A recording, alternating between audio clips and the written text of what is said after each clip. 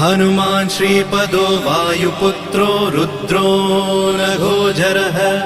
अमृत्यवीरवीरश्च ग्रामवासो जनाश्रयः धनदो निर्गुणः शूरो वीरो निधिपतिर्मुनिः पिङ्गाक्षो वरदो वाग्मी सीताशोकविनाशकः शिवः शर्वत्परो व्यक्तो व्यक्तो धराधरः पिङ्गकेशः पिङ्गरोमा श्रुतिगम्यः सनातनः अनादिर्भगवान् देवो विश्वहेतुर्जनाश्रयः आरोग्यकर्ता विश्वेशो विश्वनाथो हरीश्वरः भर्गो रामो रामभक्तः कल्याणप्रकृतिस्थिरः विश्वम्भरो विश्वमूर्तिर्